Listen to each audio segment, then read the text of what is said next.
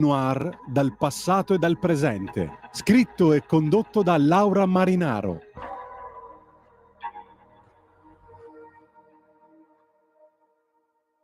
Buon pomeriggio a tutti, buon pomeriggio ai radioascoltatori di Giallo Radio Club.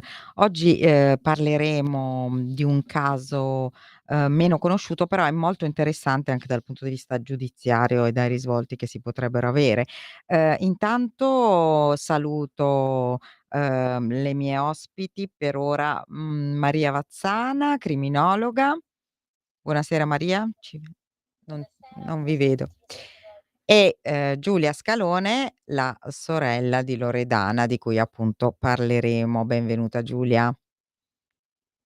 I Allora, innanzitutto ricordo i numeri per intervenire in diretta, se volete: 0292947222 e 340 670 9659. Probabilmente dopo ci raggiungeranno gli avvocati Bova e Recupero che non riusciamo a contattare, comunque li contatteremo. Allora, velocemente parliamo di un delitto, e nello stesso tempo parliamo, di, una sentenza discutibile e qualcosa che all'orizzonte si profila. Si parla di Loredana Scalone, una donna semplice, solare, una mamma, che, purtroppo fu trucidata dal suo ex compagno Sergio Giana, nella notte tra il 24 e il 25 novembre, pensate un po', del 2020. La giustizia probabilmente non ha ancora fatto il suo corso perché, Giana è stato condannato in primo grado a 25 anni, perché non sono state contestate le aggravanti, poi vedremo bene, e adesso proprio il 19, c'è, la sentenza d'appello. Parliamo di un fatto accaduto, sulla costa ionica della Calabria, appunto, a questa, donna davvero, determinata a rimanere finalmente da sola, ecco, dopo tante vessazioni. Una donna forse, ce la racconterà meglio la sorella Giulia, che nella sua vita, era stata vittima di uomini prevaricatori, ma che finalmente aveva deciso, di alzare la testa. Diciamo che la vita di questa famiglia viene sconvolta totalmente proprio in quella notte quando i carabinieri telefonano, cioè quando, il marito della figlia di Loredana, che è già grande, appunto sposata, vive col marito, chiama Giulia e dice: "Guarda che io ho denunciato la scomparsa di Loredana che non si trova." Ma dice: "Ma come è scomparsa?" Cioè, Giulia subito capisce perché non può una donna, l'abbiamo detto tantissime volte, una mamma soprattutto sparire nel nulla così da un momento all'altro. E in realtà, subito si arriva alla verità e al responsabile, perché lui era proprio stato visto nel luogo di lavoro dove Loredana era quel pomeriggio. In realtà l'aveva portata alla Scogliera, una discoteca, vicino lì a Pietragrande, ehm, l'aveva di fatto accoltellata, 28 furono le coltellate, contate nell'autopsia, poi l'aveva sbattuta contro la scogliera, aveva tentato di coprire il cadavere con la calce, sapendo bene che avrebbe potuto eliminare le tracce, prima di averla anche soffocata. Per fortuna una telecamera aveva ripreso lui entrare nella discoteca con lei e uscirne da solo e quindi in un certo senso alla fine, l'aveva incastrato. Nel 2001 inizia il processo, Giana appunto viene sottoposto alla perizia psichiatrica, per fortuna viene riconosciuto totalmente capace di intendere e volere. Abbiamo visto come i narcisisti patologici maligni non sono persone, incompatibili con un giudizio con il carcere, benché ovviamente quello è un disturbo della personalità, che viene di fatto riconosciuto anche dai periti. Nella sentenza però, vengono esclusi i futili e abbiatti motivi, quindi un'aggravante che non porterà all'ergastolo. Ehm, allora Giulia, innanzitutto partiamo da te. Chi era Loredana?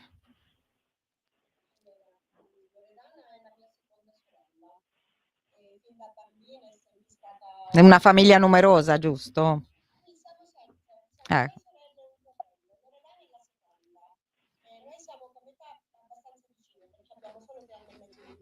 poi le altre sorelle tutte di 2 anni. Mhm. E Loredana è comunque sempre stata una bambina solare, sorridente, cioè il sorriso l'ha caratterizzata sempre nella sua vita. Da quando era piccola, anche nei momenti bui, lei ha sempre sorriso, magari lo capivi dagli occhi che non aveva molto da sorridere, però è una ragazza che si affaccia al mondo crescendo con gioia, con fiducia, perché è una grande sognatrice Loredana. Cosa sognava di fare? Cosa sognava di fare? Sognava il grande amore.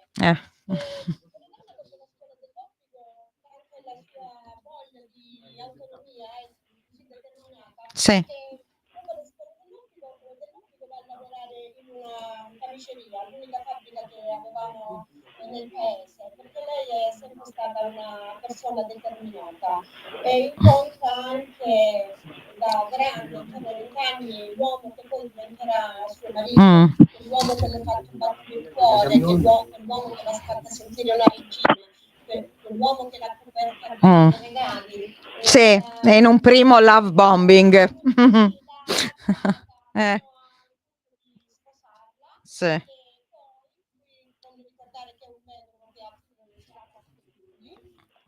Ah, ecco, ci hanno raggiunto gli avvocati, benvenuti, poi dopo li coinvolgiamo. Sì, grazie, buonasera. Grazie. Buonasera a tutti. Quindi va bene, sposa questo primo uomo credendo nella favola e invece in realtà...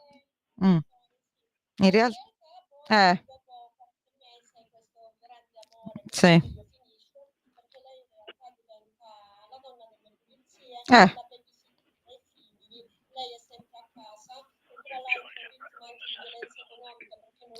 Perché lui le fa lasciare il lavoro, perché lei prima lavorava, no? Certo. Però avrebbe fatto altri lavori, infatti. Sì.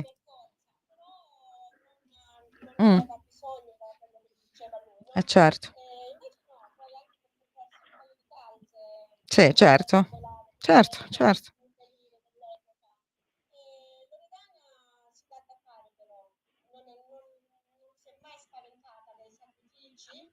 Si rimbocca le maniche e inizia a fare la collaboratrice domestica in tante case del suo paese. Dunque, aspetta, facciamo un ordine. Va bene, questo matrimonio finisce finalmente, possiamo dire finalmente. Loredana si libera, però attenzione, ha una figlia, giusto? Ok, che si chiama? Laura, come me. E quanti anni ha oggi, Laura? Perfetto, infatti l'avvocato Recupero, infatti è l'avvocato che segue. Sì, sì. Infatti poi ho delle domande anche per lui. Allora, finisce questo rapporto, Loredana riprende a lavorare, sto sintetizzando un po', Giulia. Ok, benissimo. Ecco, quando conosce? Mm. Quando esatto? Quando?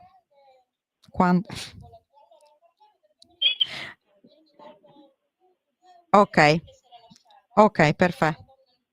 Sì. Sì. Che gli dice, lui gli dice. Sì. Certo. Classico. Sì.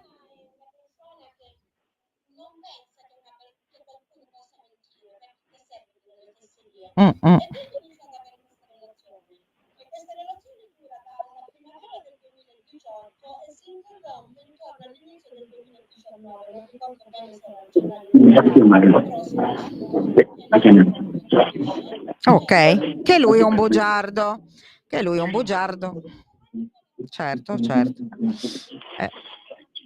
Scusate un attimo, sentiamo dei rumori. Ecco. Dunque, Giulia, voi avevate, non so, ne avevate parlato con Loredana, poi ho una domanda per Maria Vazzana. Ne avevate parlato con Loredana, insomma, del suo comportamento che magari non vi piaceva? hai detto Scusate, ma sentiamo niente del genere, nel senso, lei alla fine era una donna di quasi scusa 50 anni Loredana, all'epoca, che scusa stava con una persona, vero, più giovane di lei, però un uomo fatto e finito, Giulia, che sapeva Giulia, fosse scusa separato, Giulia, quindi libero. Giulia, scusa E Giulia, ti posso fermare? Ok, ti devo fermare.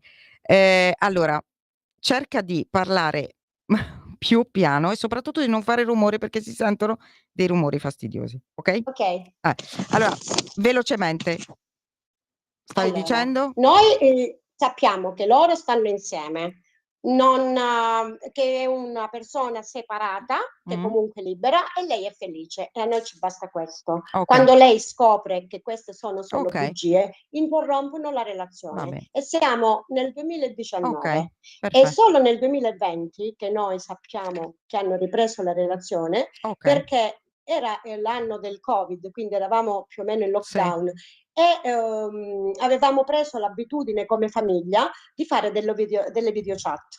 E una sera, intorno alla fine di luglio del 2020, nella finestra di chat di sì, Loredana, c'è entra anche Sergio lui, Giana. ok, Sergio Giana, io mi stupisco e chiedo che ci fa Sergio lì, e certo. loro, tutti sorridenti perché erano al bar, forse stavano facendo un aperitivo, non lo so, comunque erano in un locale, mi dicono che sono tornati insieme, che andranno a vivere insieme perché Sergio si è separato dalla Ti moglie, devo... tant'è che lui, Ok. lui le porta dei Mm, documenti mm. che poi nelle udienze processuali si scoprono Dopo false, vediamo. però Ok. questo è, Ti loro fermo un si attimo. rimettono insieme Ok, si perché lui fermano. le dice di Ok. essere Certo, certo, libero, certo, separato certo, invece non era vero. legalmente. Allora, Mary, noi cioè, abbiamo insomma capito che tipo, quale profilo personologico abbia Sergio Giana. Tu cosa ci puoi dire di questa storia da questo punto di vista, del criminologico proprio?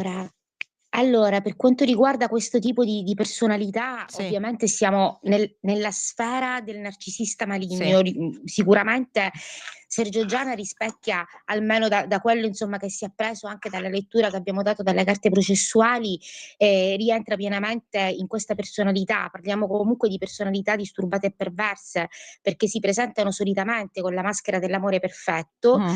Ovviamente sono privi di qualunque tipo di empatia, egoisti e soggetti soprattutto senza autostima, quindi la loro manipolazione tende proprio a nutrire questo senso di inferiorità che hanno, e ovviamente tutto il loro bisogno è proprio quello di trovare una persona che possano manipolare per dargli insomma quel senso di onnipotenza, quindi si nutrono proprio di questo. Tu Ovviamente qua parliamo di un soggetto che è estremamente bugiardo, ma ha mentito anche durante le dichiarazioni, quando poi è reo confesso, e comunque diciamo che entra anche in una sfera abbastanza insidiosa, ecco, perché cosa durante le sue racconta dichiarazioni, lui? questo io l'ho letto, poi gli avvocati possono un attimino Sì, confermare, durante le sue dichiarazioni addirittura parla di un tentativo di Loredana di certo, volerla accoltellare, che un quindi lui cerca classico. di far avanzare una difesa, quando poi Mm, dall'autopsia emerge chiaramente che mm. la povera No, Loredana viene non si è difesa. massacrata Sì, sì. con 28 coltellate, e c'erano i segni anche sulle mani della vittima di un tentativo di difesa. Quindi stiamo parlando comunque di un soggetto perfettamente in grado di intendere e di volere, di un soggetto che è proprio tipico della personalità del narcisista, Sì, perché come hai prima come detto anche tu, Impagnatiello, sono delle molto persone che simile. hanno un disturbo di personalità ma sono perfettamente in Sì, grado di intendere e di volere, e quindi di conseguenza loro nel momento in cui c'è qualcosa che possa incidere in questa sfera, che possa smascherare, mettere a nudo la loro vera natura, allora poi diventano proprio aggressivi, cioè quindi tirano fuori la loro scusa, aggressività. quindi che cosa in quel momento Loredana rappresentava per lui? Cioè, qual era il pericolo in quel momento per lui cioè, che cosa? Il fatto che lei ormai Allora, avesse deciso di solitamente quello che non è lasciarlo in grado di gestire il narcisista è definitivamente? il rifiuto, l'abbandono, quindi la Ok. perdita del possesso. nel momento in cui Sì. lui, si sarà sentito lasciato, si sarà sentito rifiutato, o Definitivamente. comunque Loredana avrà messo, tra virgolette, "in pericolo" la sua sfera, nel senso Sì, sì. magari ha scoperto qualcosa, non è vero che non era vero che, fosse lasciato con la moglie, insomma ci fosse stato comunque un qualcosa, che sia stato il rifiuto, l'abbandono o che Sì. abbia messo comunque, in pericolo quell'essenza di il possesso, allora a quel punto colpisce proprio il suo senso di onnipotenza e che cosa fa? Aggredisce, attacca, quindi elimina l'oggetto, perché per il narcisista non c'è la persona, è un oggetto. Lo Quindi so. l'oggetto che in quel Lo momento sappiamo era bene. Loredana, messo a rischio questo suo senso di onnipotenza, quindi rifiutandolo o comunque colpendo proprio, la sua sfera, a quel punto loro che fanno? Proprio il narcisista di per sé come personalità Sì, aggrediscono, quindi sì. eliminano. L'eliminazione è per loro la soluzione a quella, spina nel fianco che rappresenta da quel momento poi la vittima. Okay, adesso avvocato Bova, chiedo prima a Sì. lei, entriamo nel processo. Voi ovviamente vi siete costituiti parte civile, tra l'altro ci sono tante parti civili in questo processo.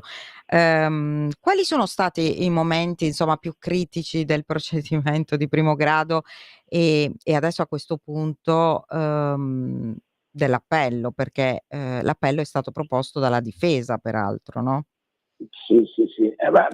Ma i momenti più critici, se di criticità si può parlare, è Sì. quando leggendo proprio gli atti investigativi, perché voglio fare una premessa, qui i carabinieri di Soverato, della compagnia di Soverato, hanno fatto un lavoro che era degno da film, veramente No, veramente so stati raramente si bravi, vede. perché No, raramente si vede, guardi, eh, l'intuizione che hanno avuto ad andare a prendere le telecamere, bravi. addirittura nei supermercati a trovare l'acquisto di detersivi con gli scontrini intestati Sì. alla famiglia, alla moglie, alla mamma Sì, sì, sì, sì. dell'imputato, Pazzesco. aver ritrovato poi perché trovano gli stracci, vedono che ha cercato di ripulire, come Sì, sul con video, la di togliere ogni. candeggina, no, cos'è Sì, che prima la candeggina, prima cerca di occultare il cadavere. I carabinieri, sì, guidati da un tenente eccezionale, fanno un lavoro sì, meritevole, non da encomio qualcosa di più. Svilito, lo dico, ahimè, svilito dall'ufficio di procura, purtroppo, completamente svilito perché non valorizzato. Non abbiamo esitato un attimo a richiedere addirittura la riapertura delle indagini per elevare capi di imputazione nei confronti di altre persone, ecco specificatamente. questo è interessante, ma Ma questo guardi, mi dica lei, da sì, cittadina che ascolta e che deve valutare un fatto come se vedesse un film o le venisse raccontata una vicenda, e lei sente che la mamma lo va a prendere con la macchina, va bene? Sul posto però a poche centinaia di metri dal posto dove è stato consumato il delitto, la sera del delitto. Ritornano là, acquistano la candeggina, lo riporta con candeggina, stracci su quel posto. Il figliolo, immagini, dopo 28 coltellate. e non l'hanno mai sentito? Non hanno mai No, sentito la non mamma? è stata né imputata né sono cose incredibili. Avevamo richiesto la Incredibile. riapertura delle indagini Sì. per elevare imputazioni. Però Questo non c'è scusi stato dato. avvocato, Sì, allora questa storia mi sembra molto simile alla storia della nostra Giulia Tramontano e anche sì. lui, il suo comportamento mi sembra molto simile e anche le indagini, perché alla fine in 1 giorno, in 2 giorni l'hanno cattato, anche se anche lui ha tentato di ripulire. Però, io le chiedo questo: innanzitutto i Sì. parenti purtroppo lei sa che non possono essere imputati perché sono parenti, ma, non può essere invece che la mamma sia stata No, là per noi, se non proprio non arrivare al concorso in omicidio, ah, doveva arrivare ad un favoreggiamento. Le chiedo però scusa i perché ma sì. allora, nel caso per esempio di Impagnatiello si era pensato alla stessa cosa, cioè si era pensato. In realtà lì poi si è scoperto che la mamma di fatto di Alessandro Sì. era stata manipolata da Alessandro, perché lui se ne Vabbè, serviva, ma lei non aveva capito niente. ma guardi bene, ma come fa una mamma o un'altra persona qualsiasi a non capirete quando una eh, persona, come sarà arrivato? Il figlio ha detto che si è lavato là al mare con mh. dell'acqua. Ora lei pensi una Sì, persona questo che è strano, siamo d'inverno, che dà 28 coltellate, che è tra strano. l'altro più volte, e io chiedo scusa perché mi dispiace perché è presente pure Giulia, Scalone, la sento per Sì, sì. ripercorrere certi Sì. momenti, ma la descrizione che è stata fatta dai Sì. medici legali è Lo so, orrenda, lo dal so, film dell'orrore, lo so, per come si è lo so, infierito su questa povera donna lo so. prima, durante e dopo, Ma non può perché essere che secondo i lui medici abbia legali sì. lui non aveva portato un cambio magari. No, non aveva né cambio né niente, Ah. ma guardi che già c'è una cosa, innanzitutto è impossibile levarsi dai vestiti tutto quel sangue, perché immagini la Infatti, scena ma infatti. sarà anche perché è durata, ma l'odore del sangue, io vi Mm. pregherei su alcuni dettagli, il sangue ha un odore particolare. Quando addosso a vestiti è capitato a ciascuno di noi, se ha avuto un problema e un po' di dissanguamento e quindi i vestiti si sono imbrattati di sangue, rimane un odore particolare, Sì, sì, ma sì, no. sarebbe stato visibilissimo. Ma a dire che sono stati Mm. lavati i panni nella lavatrice prima dalla mamma con tutte le scarpe, ma insomma Quindi su va via bene, secondo era voi inverosimile. E allora già primo punto, la procura un trovare po'. la chiusura, ma noi queste deduzioni le avevamo fatte sulla scorta delle indagini, dei risultati delle indagini della PGI, dei carabinieri. Io ricordo, io andai di persona a complimentarmi, il tenente poi rimase pure lui un po' sconfortato su alcune cose, ma i carabinieri ovviamente poveri non possono parlare, non possono obiettare, non possono criticare quelle che sono le però valutazioni. ormai c'è stato un primo grado, adesso siamo al secondo. Sì.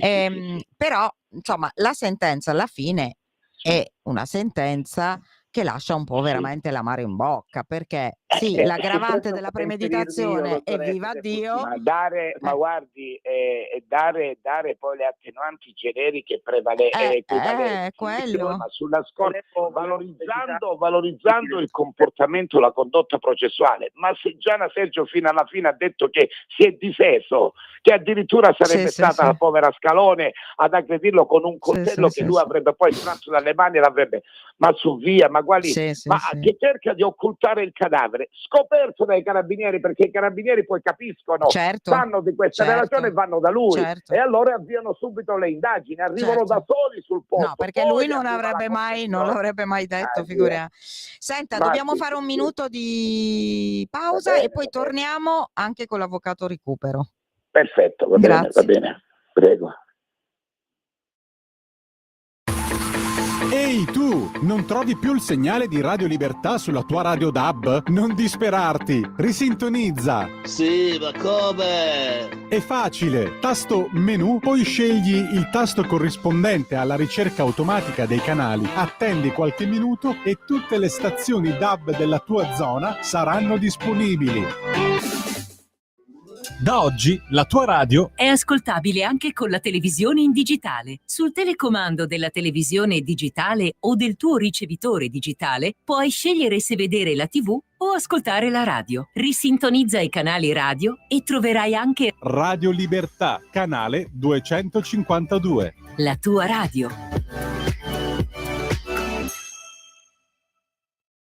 Un nuovo modo per sostenere la tua radio. Visita radiolibertà.net. Ti basta un click e potrai versare il tuo contributo volontario direttamente online. Potrai donare con ogni tipo di carta di credito, anche prepagata. Ti aspettiamo online su radiolibertà.net. Sostieni la tua radio con il tuo contributo volontario. Radio Libertà. La tua radio. Diamo voce alla nostra gente. Eccoci tornati, stiamo parlando Scusate, siamo tornati in diretta. Allora, siamo un po' tanti oggi, siamo tantissimi. Purtroppo non siamo tutti insieme in una stanza, quindi è un po' difficoltoso. Però stiamo parlando del delitto di Loredana Scalone, avvenuto appunto il 24 novembre del 2020 a Pietragrande, sulla costa ionica della Calabria.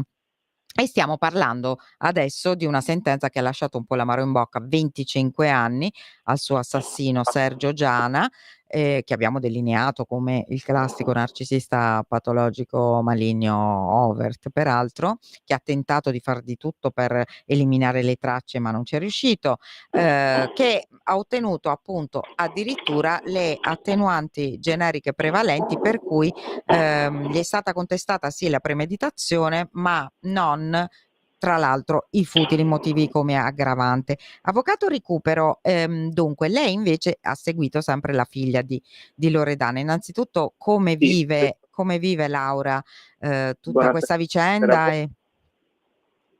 Come, mi scusi? Mi sente? Perché sento Sì, la malissimo. sento, buonasera. Sì. Allora, sì, in realtà è una sentenza che non soddisfa perché riconosce, come a lei a poc'anzi ricordato, riconosce le circostanze attenuanti generiche equivalenti alle contestate aggravanti. Ora, rileggendo un po' il corpo della motivazione della sentenza, in realtà la Corte d'Assise di Catanzaro riconosce la premeditazione. Infatti, e la crudeltà? Riconosce la premeditazione perché in realtà gli elementi acquisiti nel corso del dibattimento, che hanno riscontrato tutta l'attività delegata all'APG, e ricordo un episodio in particolare che è stato riportato anche nella sentenza, in cui una volta che era stato consumato l'omicidio della povera Loredana, la figlia inviò un messaggio sul telefonino in uso alla mamma e rispose Gianna lui. rispose lui alla figlia, dicendosi la madre e rassicurandola Sì. che si sarebbero comunque sentiti, eccetera, eccetera. Quindi questo la dice lunga sulla sua capacità piena di controllare le emozioni e quindi la sua piena capacità di intendere e di volere. Era stata insinuata dalla difesa dell'imputato una sua incapacità di intendere e di volere. La Corte d'Assise, su espressa richiesta, ricordo, della difesa dell'imputato, dispose una perizia psichiatrica e nominò all'epoca un collegio peritale in cui c'era il professore Ricci, che ha reso una perizia che ha invece dichiarato, contrariamente alle asserzioni mosse dalla difesa dell'imputato, che il Giana fosse pienamente capace di intendere e di volere, nonostante tentava invano di dimostrare che lo stesso in passato ebbe a curarsi per una forma di disturbo schizoaffettivo che ha chiarito il professore Ricci in maniera molto precisa e puntuale, che non si tratta di una patologia ma di un semplice disturbo che non inficia la capacità di intendere. Infatti. Ma ci ho detto, adesso Laura cosa spera? Cioè adesso?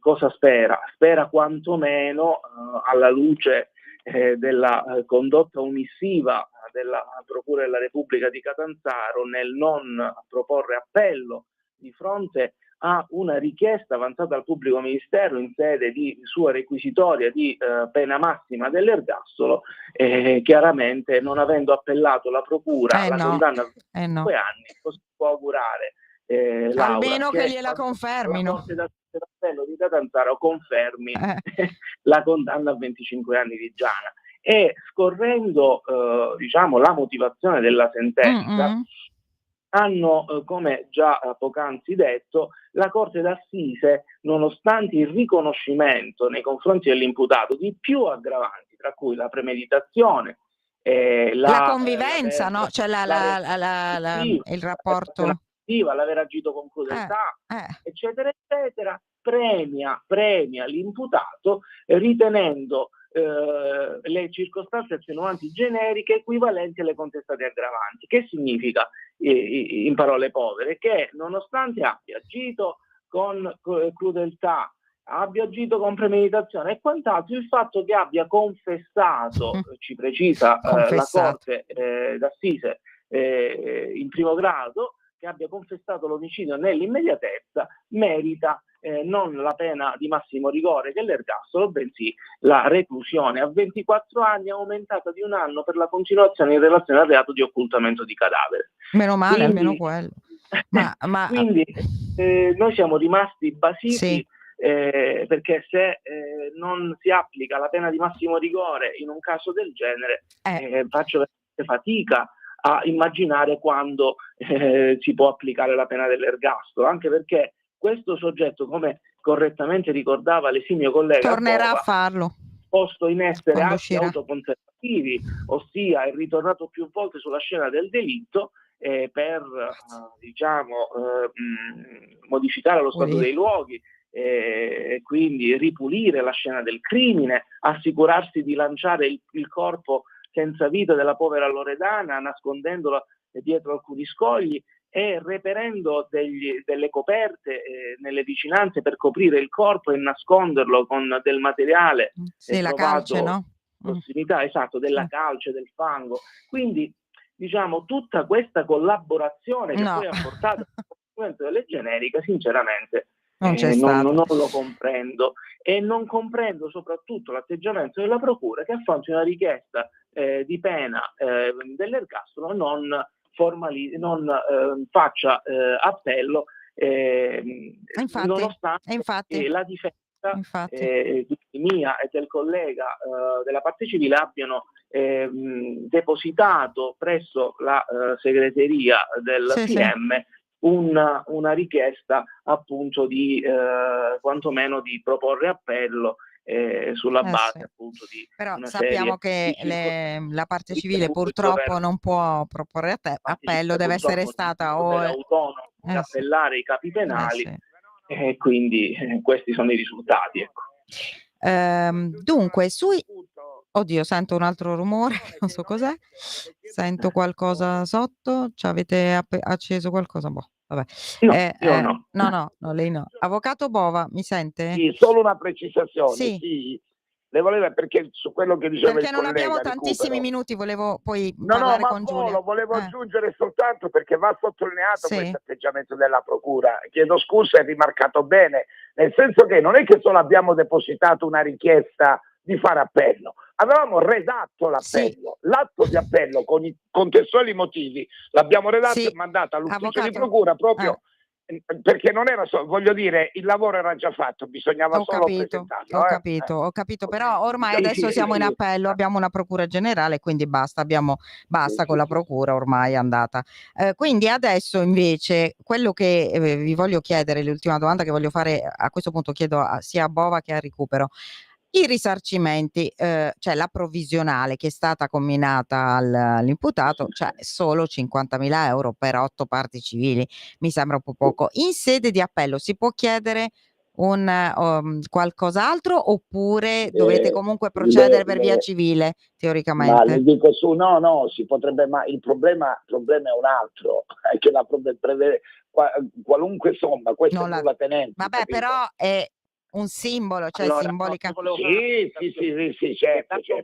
Chiedo scusa se intervengo. Allora, prego. la provvisionale è un provvedimento che sostanzialmente riconosce alle parti civili una sorta di diritto di credito a esigibilità immediata, salvo poi effettuare e porre in essere un giudizio innanzi al tribunale civile per la liquidazione definitiva dei danni.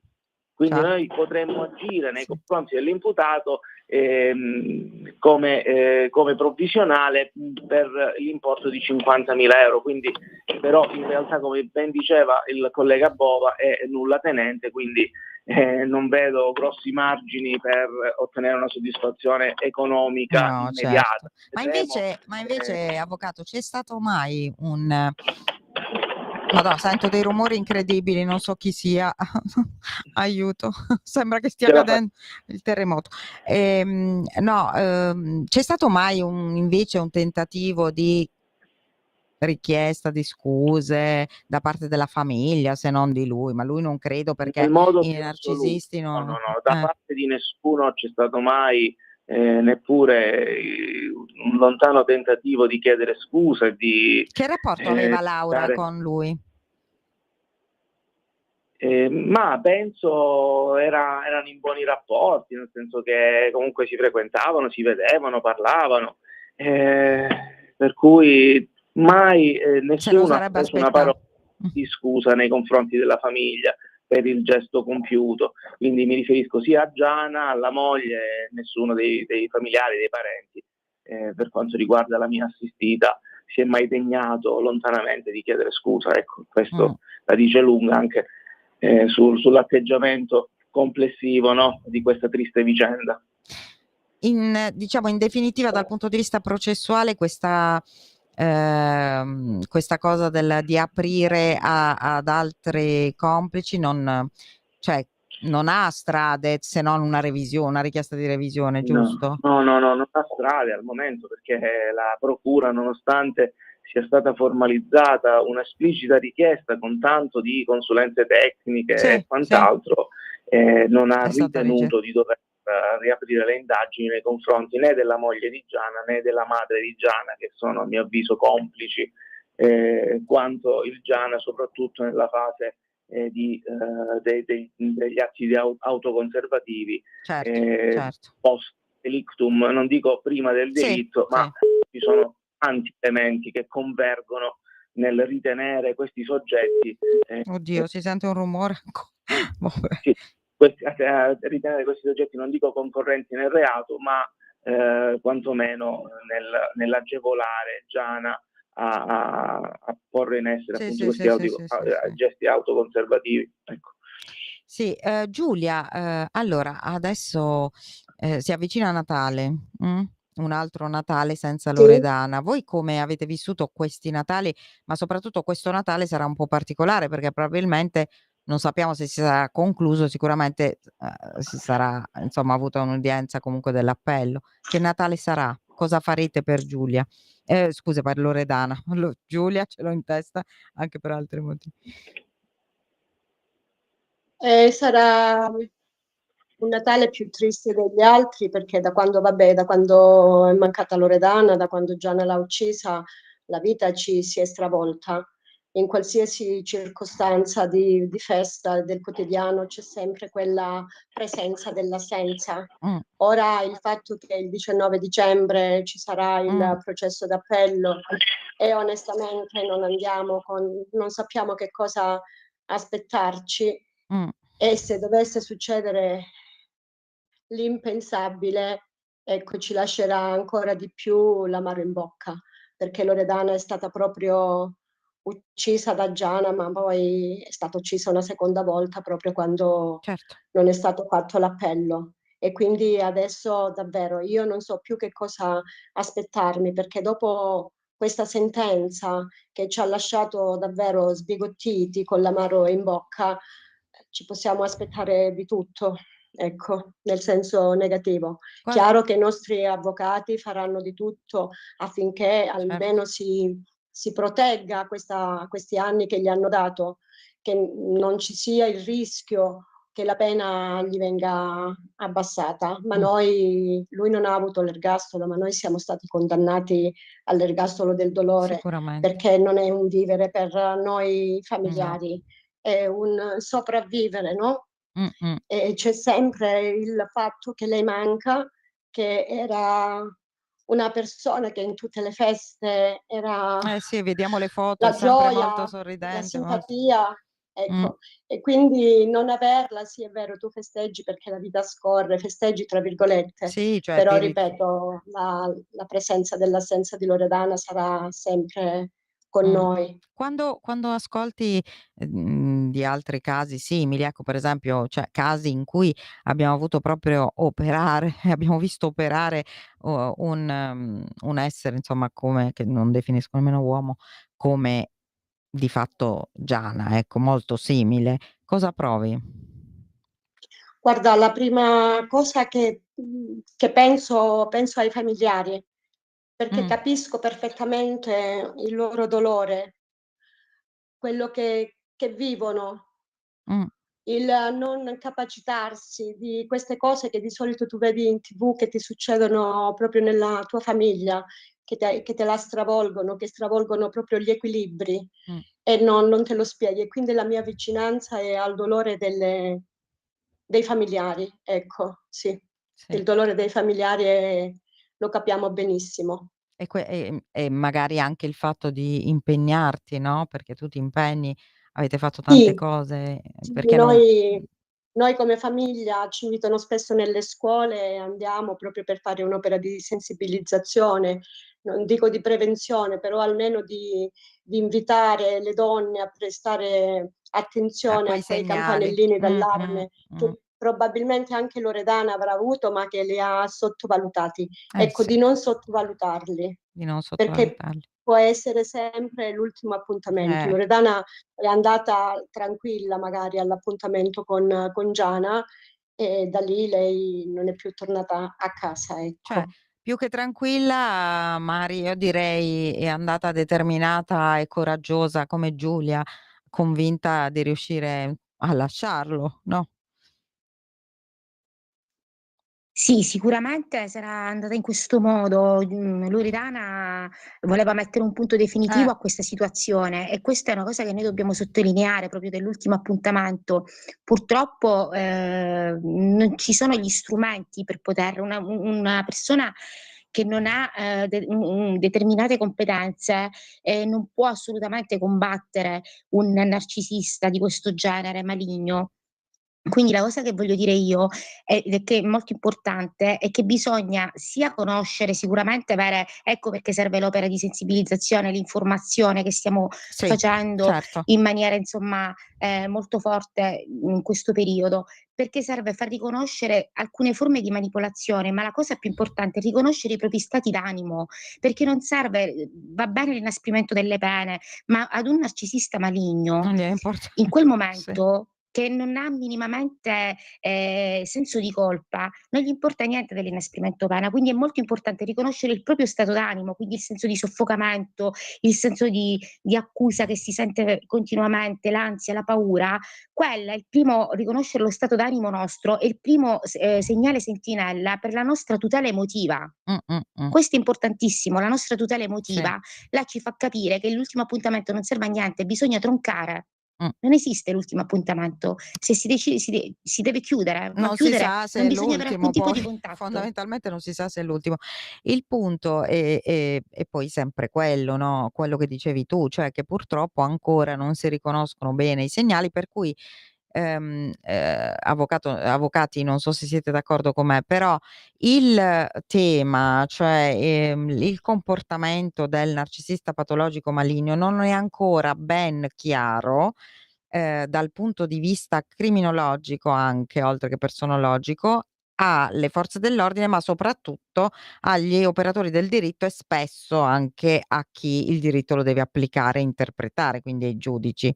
Siete d'accordo con me su questo? Magari forse dovrebbero, essere un po' più sensibili da questo punto di vista proprio le procure, ce ne sono tante, per esempio noi a Milano abbiamo insomma, la dottoressa Mannella e tutto il suo team che invece è molto avanti da questo punto di vista. Però io credo che forse siamo un po' indietro su questo, no, sulla cultura anche di chi, interpreta, applica e vive di diritto, perché, spesso non capiscono che i comportamenti del narcisista patologico, maligno, manipolatore possono diventare reati gravi, giusto? Possono sfociare in reati gravi.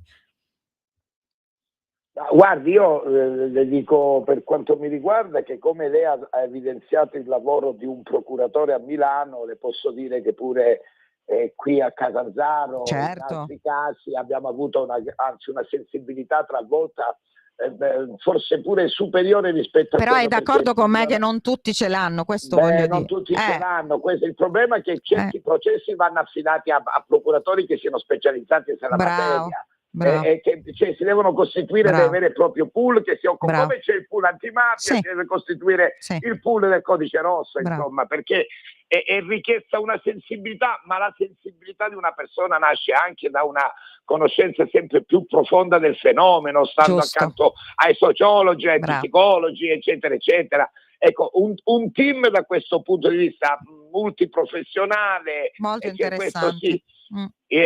Poi come dire, noi abbiamo evidenziato e lamentato la non valutazione di dati processuali come se fosse un processo ordinario, a prescindere, perché i dati della premeditazione, della piena capacità di intendere e di volere emergevano tutti, emergevano i motivi abietti e futili, la violenza eccessiva, c'è tutto.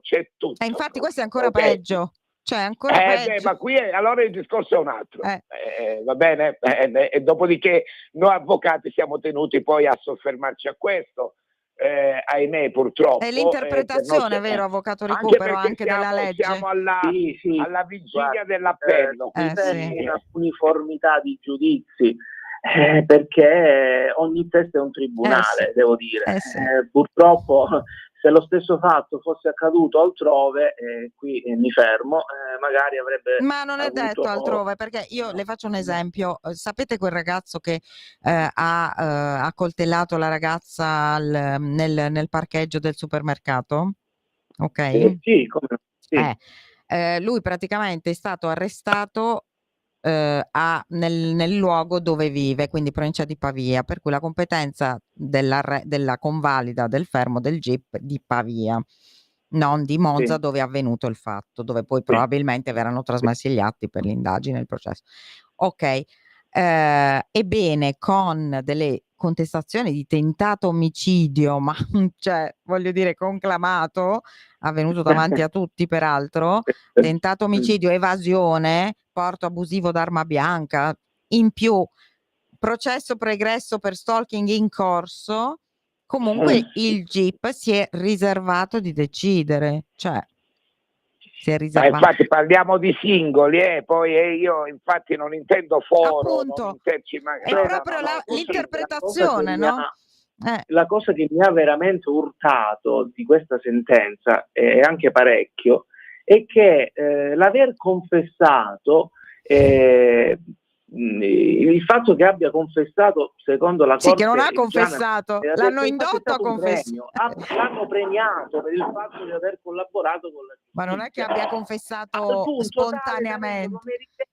Di annullare tutte le circostanze aggravanti a suo carico. Ha ben compreso la portata di questa decisione, perché posso capire che effettivamente se non avesse confessato magari si sarebbe impiegato più tempo a ritrovare il cadavere. Questo potrebbe essere anche vero, però da qui a equiparare questo, diciamo che poi non è che ha confessato spontaneamente, appunto, lo hanno messo al punto che non poteva più difendere. Ma è come Turetta, è come Impagnatello, è l'hanno uguale. messo con le spalle al muro, Sì, perché non poteva non sì, riferire determinate certo, circostanze. Quindi tutta questa volontà del Giana di collaborare con la giustizia, io sinceramente non l'ho vista, perché in realtà lui confessa dopo 2 giorni che scompare Loredana. Ma è anche una strategia. Gli elementi indizianti convergevano nei suoi confronti e non poteva non confessare, perché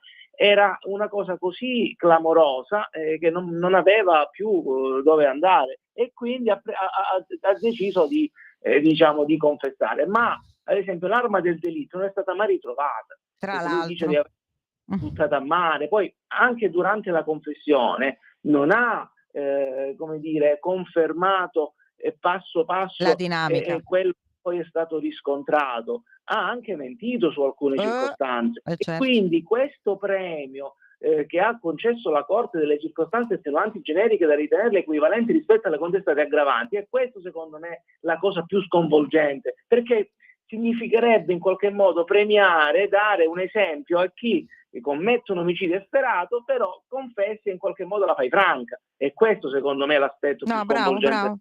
Cioè, è giusto, cioè qui io vi vedo stracombattivi, quindi penso che insomma se vi fanno parlare, perché in appello quale poi potrebbe essere il rischio, dottoressa, che che correttamente la difesa dell'imputato può magari ribadire un'altra perizia, può chiedere collegiale, magari, che ne sai, può una anche fare questo, perizia, eccetera eccetera, e potrebbe addirittura abbassare la pena, oppure fargli riconoscere delle attenuanti da ritenersi prevalenti rispetto all'aggravante contestata. Insomma, potrebbe ottenere un provvedimento dalla Corte d'Assise d'Appello che in realtà potrebbe anche abbassare la pena.